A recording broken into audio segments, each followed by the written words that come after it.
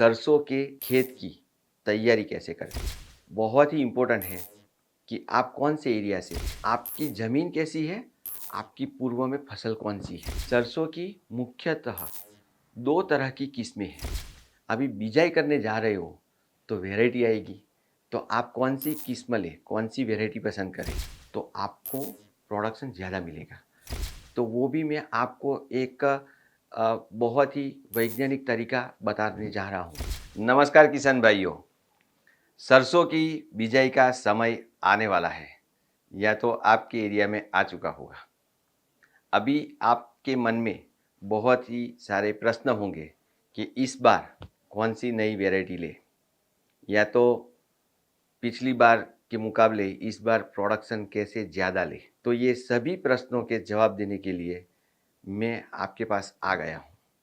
हो सकता है कि मैं सभी प्रश्नों का जवाब, आपके मन में जो प्रश्न है उसका जवाब मैं अभी नहीं दे पाया, नहीं आता है, तो आप कमेंट में ज़रूर डाल देना, मैं पहले से बता देता हूँ।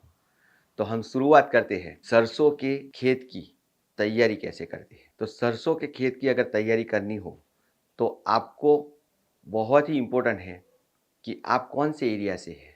तो मैं एरिया वाइज आपको समझाऊंगा कि जैसे आप गंगानगर हनुमानगढ़ में हो या अलवर भरतपुर में हो, कि जहाँ पे आप ज़्यादातर केस में पहले कपास और उसके बाद में सरसों की खेती करते हो, तो वहाँ पे आपको क्या करना है कि कपास का चुगाई करके उसमें रोटावेटर चला के उसको दबा देना है, ज़मीन में गाड़ देना है, जिससे ज़मीन में ऑर्गेनिक कार्बन बढ़ेगा, बहुत सारे न्यूट्रिएंट जाएंगे, जो सरसों को बहुत ही फ़ायदेमंद होगा और अगले साल भी कोई फसल करोगे तो उसमें भी फ़ायदेमंद होगा। उसमें क्या होता है कि कपास भी एक तिलहनी फसल है, उसमें कपास तो निकलता है, उसके साथ में तेल भी निकलता है, और सरसों भी एक तिलहनी फसल है, तो उसके लिए कुछ पोषक तत्व ज़्यादा चाहिए, तो उसका प्रबंधन पहले से करना पड़ेगा आपको। जैसे कि सल्फर, अगर आप यूपी के कोई इलाके से हो, मैदानी इलाकों से, वहाँ पे कोई अलग फसल की है आपने, तो वहाँ पे आपको ज़मीन की अच्छी तरह से तैयारी करके वहाँ पे आप मिट्टी का परीक्षण करके आप देख सकते हो, सल्फर 3 से लेकर 6 किलो डाल सकते हो, लेकिन ज़मीन अच्छी तरह से तैयार करनी है आपको। और तीसरा हिस्सा आता है कि जहाँ पे बाड़मेर है, जैसलमेर है, जालोर है, जोधपुर जैसे एरिया है, जहाँ पे ज़मीन बहुत ही बलुई मिट्टी है, रेगिस्तान जैसा इलाका है, वहाँ पे आप करने जा रहे हो, तो वहाँ पे क्या होता है कि आपको ज़मीन तैयारी तो बहुत आसानी से हो जाएगी। वहाँ पे बाजरा की खेती आप सबसे ज़्यादा करते होगे खरीफ में, तो वहाँ पे आपको पोषक तत्वों में जिंक ज़्यादा डालना पड़ेगा। तो आपको ज़मीन की तैयारी करके जिंक ज़्यादा डालना है। ज़मीन की तैयारी आपको कब करनी है? जैसे बाजरा ख़त्म हो गया, वहाँ पे आप दूसरे इलाकों में कपास की फसल ख़त्म हो गई, या तो फिर तीसरा यूपी या दूसरे मध्य प्रदेश के इलाकों में कहीं पे आप दूसरी अलग-अलग फसल कर रहे हो, तो वहाँ पे आपको सितंबर के मध्य में और या तो सितंबर के लास्ट टू लास्ट एंड में, अंतिम सप्ताह में आपको वो फसल निकाल देनी है, ज़मीन अच्छी तरह से तैयार कर लेनी है। और जैसे कि मैंने बताया कि आपको प्लानिंग करना है कि आपकी फसल कौन सी थी, आपका एरिया कौन सा है, आपकी मिट्टी कैसी है, उस तरह से आपको फर्टिलाइज़र भी डालने की तैयारी उसी टाइम पे कर लेनी है। बहुत ही इम्पोर्टेंट पॉइंट है समझने के लिए कि आपकी ज़मीन कैसी है, आपकी पूर्व में फसल कौन सी है। तो मैंने एक एग्जाम्पल के तौर पे आपको सब इलाकों का समझाया। अब ये ज़मीन आपने जब तैयार कर ली है, तो आपका टाइम आता है बिजाई का। अभी बिजाई करने जा रहे हो, तो वैरायटी आएगी, तो आप कौन सी किस्म लें, कौन सी वैरायटी पसंद करें, तो वो भी मैं आपको एक बहुत ही वैज्ञानिक तरीका बताने जा रहा हूँ। ये वैज्ञानिक तरीका ऐसा है कि सरसों की मुख्यतः 2 तरह की किस्में हैं। एक देसी या लोकल जो आप बोलते हो, जो हाइब्रिड नहीं है, देसी टाइप की है, जो मैनेजमेंट में बहुत ईज़ी है, मतलब उसको कम पानी चाहिए, उसको खाद कम चाहिए, प्रोडक्शन भी कम देती है। तो आपका खेत अगर ऐसा है या तो आपका एरिया ऐसा है, जैसे कि मैंने पहले बताया, जैसलमेर है, जालोर है, बाड़मेर है, जोधपुर का इलाका है, जहाँ पे रेती में बालू का प्रमाण ज़्यादा है, बलुई मिट्टी है, और वहाँ पे अगर आप सिलेक्ट करने जा रहे हो, या तो गुजरात में भी बात करते हो, कच्छ का कुछ रीजन है, या तो बनासकांठा का कुछ रीजन है, पाटन के आसपास का एरिया है, जहाँ पे पानी की व्यवस्था बहुत कम है या तो मिट्टी ज़्यादा बलुई है, वहाँ पे आपको नियॉन टाइप की वैरायटी पसंद करनी है। ये वैरायटी का क्या लक्षण है कि ये वैरायटी जल्दी तैयार होती है, फ्लावरिंग जल्दी आता है और उसको पानी बहुत कम चाहिए, थोड़ी हार्डी स्टर्डी वैरायटी रहती है, कीट रोग भी थोड़े कम आते हैं और प्रोडक्शन भी कम मिलता है। लेकिन आपके पास रिसोर्सेज मतलब पानी का रिसोर्स, ज़मीन बहुत बलुई है, तो वो वैरायटी आप पसंद कीजिए। लेकिन जब आप अलवर में हो, भरतपुर में हो या राजस्थान के गंगानगर हनुमानगढ़ में हो, या तो आप हरियाणा में हो, या तो आप यूपी के मैदानी इलाकों में हो जहाँ पे मिट्टी की उर्वरक शक्ति ज़्यादा है, वहाँ पे आपको प्रोडक्शन ज़्यादा मिलने वाला है, मैनेजमेंट आप कर सकते हो और पानी की सहूलियत भी आपके पास ज़्यादा है, बराबर अच्छा पानी है आपके पास और आप गेहूँ नहीं करना चाहते, आप सरसों करना चाहते हो, आपको कैस्पर जैसी वैरायटी लेनी चाहिए जो बढ़ती ज़्यादा है, फैलती भी ज़्यादा है। आपको जीवन जैसी वैरायटी लेनी चाहिए जो भी बढ़ती ज़्यादा है, फैलती भी बहुत ज़्यादा है, जिसमें फैलाव के कारण डालियाँ ज़्यादा आएगी, उसमें फलियाँ ज़्यादा आएगी, फलियाँ मतलब सिलिका जिसको बोलते हैं उसकी लेंथ भी ज़्यादा आएगी और उसमें दानों की संख्या भी ज़्यादा आएगी। तो वो वैरायटी का कैपेसिटी है 12, 13, 14 क्विंटल प्रति एकड़ जाने की कैपेसिटी है। तो आपको कुछ मैनेजमेंट ज़्यादा करना पड़ेगा, पानी भी ज़्यादा देना पड़ेगा।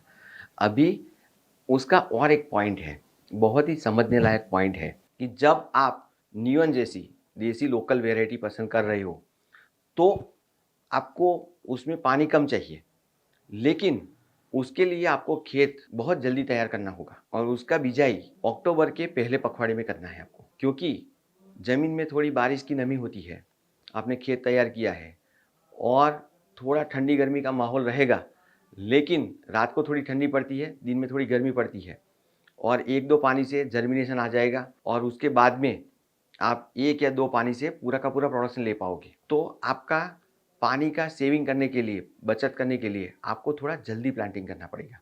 दूसरी छोर पे अगर आपने कपास की खेती की है, वो थोड़ी लंबी चलती है, जैसे अलवर, भरतपुर, गंगानगर, हनुमानगढ़, हरियाणा के कई इलाकों में और यूपी के मैदानी इलाकों में आपने कोई अलग फसल की है, आगरा के आसपास के बेल्ट में आप कुछ अलग कर रहे हो और फिर मानसून के बाद मतलब खरीफ के बाद आप सरसों की फसल लेने जा रहे हो, तो आपने खेत अच्छी तरह से तैयार करने के बाद आपके पास पानी की सहूलियत है और ये वैरायटी थोड़ी लंबी चलने वाली है, तो आपको कैस्पर जैसी वैरायटी पसंद करनी चाहिए, ज़ियोन जैसी वैरायटी पसंद करनी चाहिए।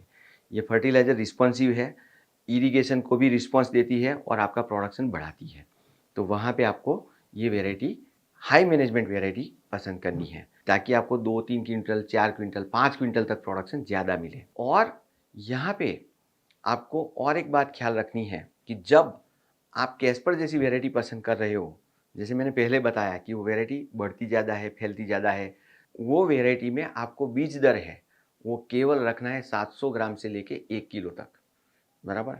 जिसकी वजह से सीड रेट कम डालते हो, मतलब बीज कम डालते हो, तो बीज अलग-अलग जगह पे गिरेगा, पूरे खेत में अच्छी तरह से फैल के डालना है आपको। अच्छा कोई कारीगर हो या तो सीड ड्रिल हो, उससे प्लांटिंग करवाना है, सोइंग करवाना है, तो क्या होगा कि उसको फैलने की जगह मिलेगी, बढ़ने की जगह मिलेगी, तो आपको डालियाँ ज़्यादा मिलेगी और बढ़वर भी ज़्यादा होगी, तो आपको प्रोडक्शन ज़्यादा मिलेगा। तो उसके दूसरे छोर पे आप नियॉन जैसी वैरायटी पसंद कर रहे हो और आप कम मैनेजमेंट में करना चाहते हो, तो आपको बीज ज़्यादा रखना है। ज़्यादा मतलब आपको 1.5 से 2 किलो रखना है। तो वहाँ पे क्या होगा कि थोड़ा पानी इधर-उधर गया, जर्मिनेशन थोड़ा कम आया और उसके बाद में बढ़-बढ़ थोड़ी कम होती है, तो नंबर ऑफ प्लांट ज़्यादा आएँगे, डबल से ज़्यादा आएँगे, तो आपको प्रोडक्शन भी 8 क्विंटल, 7 क्विंटल तक मिलने की संभावना रहेगी। थोड़ा अच्छा मैनेजमेंट करते हो तो 9 क्विंटल, 10 क्विंटल भी जा सकता है। तो ये बहुत बड़ा डिफरेंस है, आपको समझना है बीज दर में। बीज दर कम रखने से आपको जो हाइब्रिड टाइप की वैरायटी है, उसमें वो महंगी होती है, तो उसमें आपका पैसे का सेविंग भी हो जाएगा, पैसे भी बच जाएँगे आपके। और वहाँ पे तो थोड़ी सस्ती वैरायटी होती है, तो वहाँ पैसे बचाने का कोई प्रॉब्लम नहीं आएगा आपको। तो यहाँ कुल मिला के बात ऐसी है, ये बिजाई की प्रक्रिया जब करते हैं, तो आपका एरिया कौन-सा है, आपकी मिट्टी कौन-सी है, उसके आधार पे आपने वैरायटी सिलेक्ट कर ली और वैरायटी सिलेक्ट करने के बाद आपने बीज दर भी सिलेक्ट कर लिया। अभी हम बात करते हैं फर्टिलाइज़र पे। मैंने पहले ही शुरुआत में ही बताया है आपको, जब आप तिलहनी फसल के बाद तिलहनी फसल करते हो, या तो साल में 1, 2, 3 बार तिलहनी फसल करते हो, या तो इंटेंसिव फार्मिंग जिसको बोलते हैं, एक साल में 2 से 3 फसलें लेते हो, तब आपको फर्टिलाइज़र सिलेक्शन में बहुत ही ध्यान रखना है। मैं फिर से बता देता हूँ आपको कि जब आप बिजाई करो, बराबर, तो आप राजस्थान के जो पार्ट है, गंगानगर, हनुमानगढ़, अलवर, भरतपुर है वगैरह इलाका है, जयपुर का थोड़ा इलाका है, कोटा का इलाका है, जहाँ पे आपके पास पानी की सहूलियत है और आप कैस्पर जैसी हाइब्रिड टाइप की वैरायटी ले रहे हो। और दूसरा हरियाणा का इलाका है, यूपी का मैदानी इलाका है, एमपी में भी जहाँ पे आपके पानी की सहूलियत है, यहाँ पे खेती कर रहे हो सरसों की, तो आपको बेसल डोज में कम से कम 25 किलो डीएपी, 25 किलो पोटास और उसके साथ ही साथ में 6 किलो सल्फर अवश्य डालना है। पहले से ही सल्फर डालने से आपको फ़ायदा ये होगा कि सल्फर ज़मीन में जाके दूसरे पोषक तत्वों को लभ्य कराएगा और लभ्य कराने के बाद ये तिलहनी फसल है तो उसका ग्रोथ, डेवलपमेंट, नाइट्रोजन की अवेलेबिलिटी वो सब फ़ायदे तो करवा ही करवाएगा, लेकिन उसके साथ ही साथ में कि तेल की मात्रा बढ़ाने में भी मदद करेगा, वज़न बढ़ाने में भी मदद करेगा। आपको पता ही है कि सरसों में 30% से ज़्यादा का ऑयल परसेंटेज होता है, तो वो परसेंटेज जितना बढ़ता है उसका रेट भी आपको ज़्यादा मिलता है। तो आपको बेसल डोज में 6 किलो सल्फर मैक्स डालना अवश्य डालना है। और साथ ही साथ में अगर आपका वहाँ ऑर्गेनिक कार्बन कम है या तो आपने कपास का जो मैंने बताया वैसे आप रोटावेटर से नहीं डालते हो, बाहर निकाल देते हो, आपको जल्दी है थोड़ी, तो संचार संचार अवश्य डाल दें 10 किलो प्रति एकड़। तो यहाँ पे कुल मिला के बात ऐसी है कि डीएपी, पोटाश दोनों 25-25 किलो ले लो, साथ में संचार 10 किलो ले लो और 6 किलो सल्फर मैक्स ले लो। इतना डोज आप बेसल में ही डाल देते हो तो आपको बहुत ही फायदा होने की संभावना है। और अभी मैं बात करता हूँ जहाँ पे आप नियॉन टाइप की वैरायटी कर रहे हो, जहाँ पे मिट्टी बहुत बलुई है, वहाँ पे मैनेजमेंट कम चाहिए, फिर भी वहाँ पे आप समझो कि वो बालू है, वहाँ पे पोषक तत्वों की कमी है, वहाँ पे ज़मीन की उर्वरकता थोड़ी कम है, तो वहाँ पे आप थोड़ा डीएपी मतलब 25 किलो डीएपी के साथ में आप संचार कम से कम 10 किलो डाल दो। वहाँ पे आपको क्या फ़ायदा होगा संचार का कि संचार से ज़मीन में नमी बरकरार रहेगी, वो नमी पकड़ के रखता है। संचार का जो दाना होता है वो पानी पी के अपने आप में संग्रह कर लेता है और जब उसकी जड़ें का फूटान होता है तो जड़ों को देता है पानी। तो वहाँ पे आपको वाटर मैनेजमेंट, पानी का मैनेजमेंट बहुत आसान हो जाएगा। अभी ये बेसल डोज़ की मैंने बात की, आपको यहाँ पे ज़मीन वाइज़, वैरायटी वाइज़ मैंने खाद की बात की। तो ये ख़्याल रखने से आपका बेस जो है वो मज़बूत हो गया है। इतना मज़बूत हो गया है कि जहाँ पे आपको ज़्यादा से ज़्यादा प्रोडक्शन लेने के लिए आपके फ़ील्ड को आपने तैयार कर दिया है। अभी लास्ट में ये चैप्टर का ये लास्ट में एक बात बताना चाहता हूँ मैं, बहुत इम्पोर्टेंट है दोस्तों, कि यहाँ पे आपने मानसून खरीफ के बाद ये फसल कर रहे हो तो मानसून वाले खरपतवार थोड़े आएंगे और थोड़े रबी वाले खरपतवार भी आएंगे।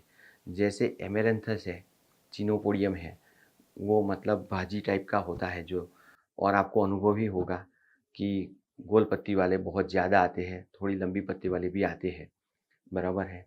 तो खास करके मैंने जो नाम लिए वो खरपतवार को नियंत्रण करने के लिए आपको एक दवाई डालनी है खरपतवारनाशी, जिसको बोलते हैं परपेंडी एक्स्ट्रा। वो जो परपेंडी एक्स्ट्रा होती है वो दवाई का डालने का समय 0 से 2 दिन तक, खरपतवार नहीं उगना चाहिए, उगने से पहले मारने वाली दवाई है ये। आप जब स्प्रे कर देते हो आपको कितना लेना है, तो कि भाई 600 मिलीलीटर लेना है आपको प्रति एकड़ के हिसाब से, और उसके लिए आपको 200 से 300 लीटर पानी लेना है। तो आपको इक्वल स्प्रे कर देते हो फ्लैट फैन नोजल से, बराबर, और पीछे चल के लेना है आपको, ऊपर नहीं चलना है उसके ऊपर। तो एक इक्वल स्प्रे हो जाएगा, पूरा ब्लैंकेट बन जाएगा, और फिर आप पानी लेते हो। तो जब जर्मिनेशन आएगा तो जैसे ही जर्मिनेशन आता है खरपतवार को ख़त्म कर देगा, सरसों अकेली बाहर आएगी। तो ये बहुत उपयोगी सलाह है मेरी। और परपेंडी एक्स्ट्रा क्यों? क्योंकि उसमें माइक्रो एनकैप्सुलेटेड स्वरूप में उसका टेक्निकल है पेंडिमिथिलिन, वो माइक्रो एनकैप्सुलेटेड स्वरूप में होता है। तो क्या होता है कि आपने बिजाई कर दी, मानो कि गर्मी आई, बिजाई करने के बाद 1-2 दिन गर्मी आई, क्योंकि मैं बोल रहा हूँ आपको अक्टूबर में प्लांटिंग करने के लिए, ठंडी नहीं आई, दिन में बहुत कड़ी धूप है और भाद्रपद का शायद महीना होगा तो धूप ज़्यादा बढ़ जाएगी। तो क्या होता है कि अगर वो दूसरे तरह का कोई अलग पेंडिमिथिलिन होगा तो उसके जो स्वरूप है वो स्वरूप ऑयली स्वरूप है, तो ऑयल जो होता है वो उड़ जाता है, वॉलेटाइल होता है, तो जो दवाई का असर है वो धीरे धीरे कम हो जाएगा। आपको बोला कि आपने बोला कि मैंने तो 1 लीटर डाला था, रिजल्ट नहीं आया, लेकिन नहीं आएगा रिजल्ट उसका।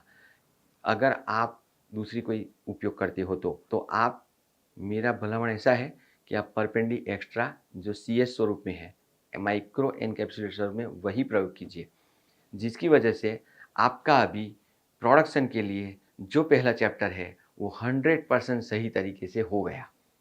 अभी आप पानी लेते हो तो फिर जर्मिनेशन आएगा। तो यहाँ पे हम ये चैप्टर ख़त्म करते हैं। आपको कहीं पे भी ऐसा लगता है कि मैंने बोलने में कुछ कमी रखी है, आपका प्रश्न इसमें सॉल्व नहीं हुआ है, या तो आपको कोई अलग तरह का प्रश्न है, तो ज़रूर बताइए। हमारी टीम जो है वो आपको ज़रूर जवाब देगी। धन्यवाद।